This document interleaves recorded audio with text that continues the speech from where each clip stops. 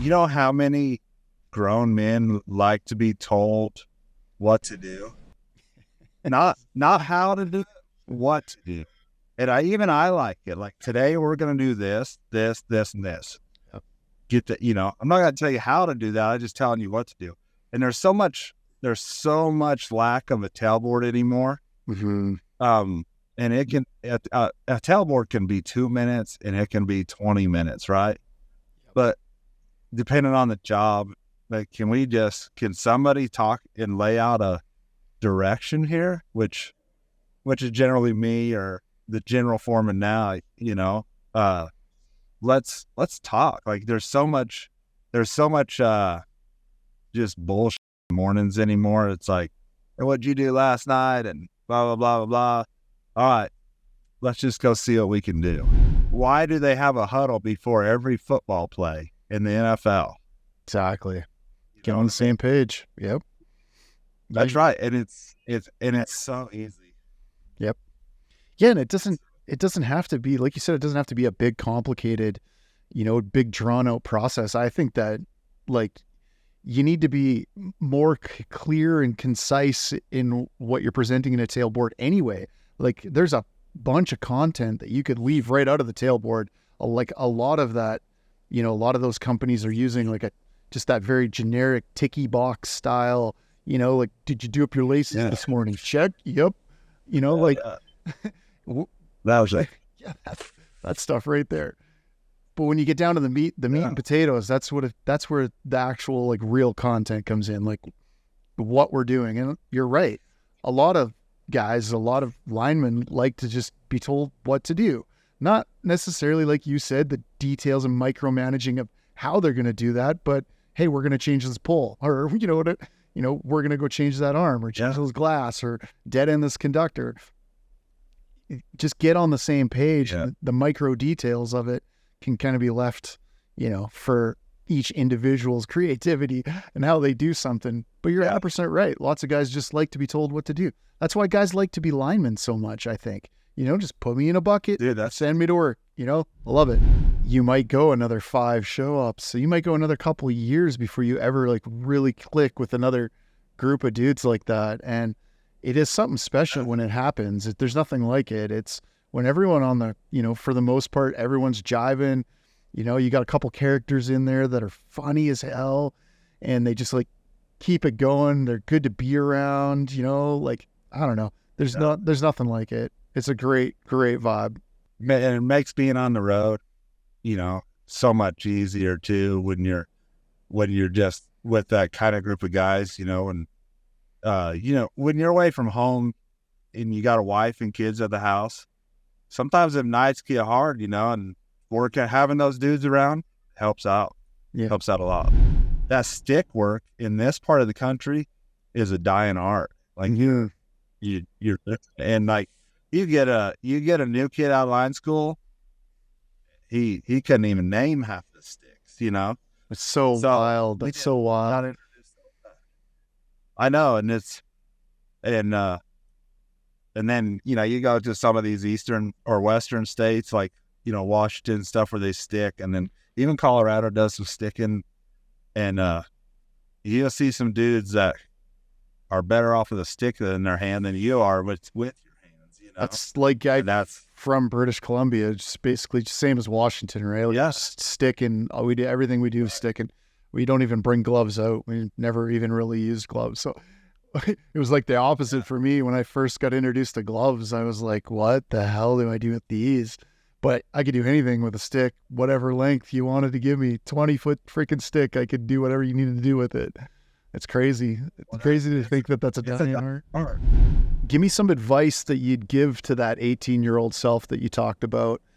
Don't get comfortable and, shy away from those new learning experiences. You know what I mean? A lot of guys get comfortable. They don't want to get outside that comfort zone. Guys get on distro, they'll stay on distro. Guys get on transmission, they stay on transmission. They won't bounce back and forth. Just take the chance and learn. You know what I mean? When you're uncomfortable, it took me a long time to get there. Kind of like just put that pride aside and go learn learn something new in this trade. getting uncomfortable is the key to opening doors. And it's so important to continually put yourself in that uncomfortable position, as shitty as it feels. And I use this example. When I was a child, I was like super, super, super shy.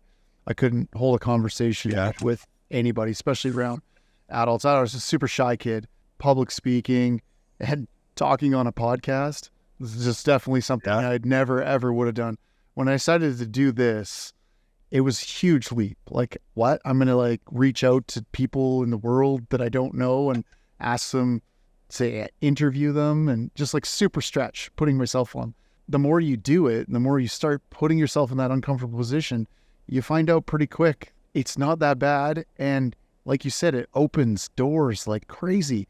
The people I've been able to meet, the places I've been able to go, things I've been able to do, just because of one day I said, hey, I'm going to do this thing. I'm going to start this thing. I'm going to go do this different thing that's uncomfortable to me.